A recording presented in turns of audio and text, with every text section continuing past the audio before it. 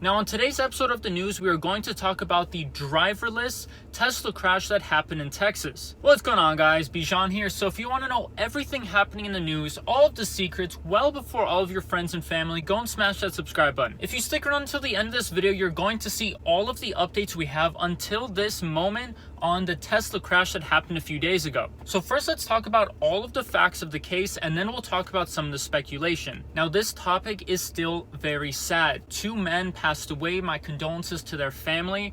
It's never a happy day when we hear about fatalities in a car crash, but the media has ran with this crash and with the title Tesla accident with no driver, so we have to talk about it. So these are the facts so far.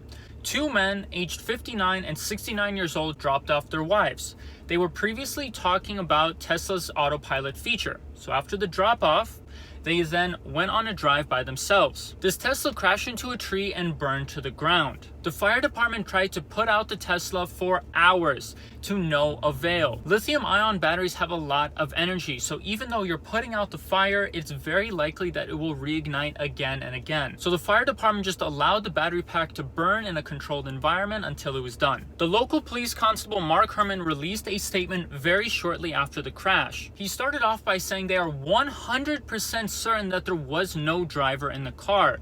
He then, by the end of his statement, changed his verbiage to saying, "We are very certain there was no driver in the car." Now, being 100% certain and very certain are two very different things. The road that the accident occurred on is a small road. It connects different housing complexes. There's no lines and it has a pretty low speed limit. In totality, the entire road is less than half a mile long. Elon Musk himself then released a statement on Twitter stating that that specific car, after checking the data logs, did not have autopilot engaged and it did not have full self-driving or FSD Beta. The local police department and NHTSA will be contacting Tesla to get those data logs. Now let's have a conversation about what could have happened. I'm going to play out a few different scenarios that came to mind. Now, to be very crystal clear, what I am about to say is speculative. We are trying to see what could have happened. There are 3 main scenarios that come to mind for me.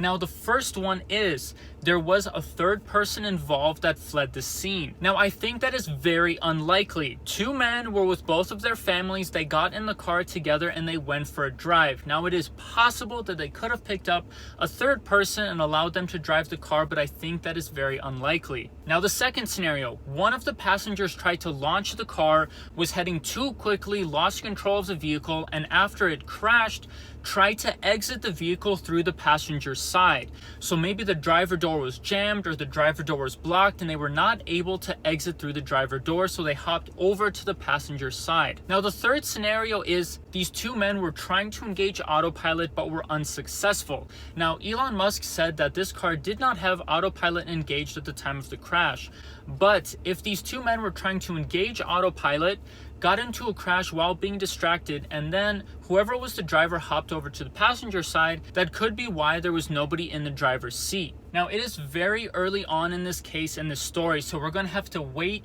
for more and more information to be released. That's going to be it for the news. I'll see you guys on the next one.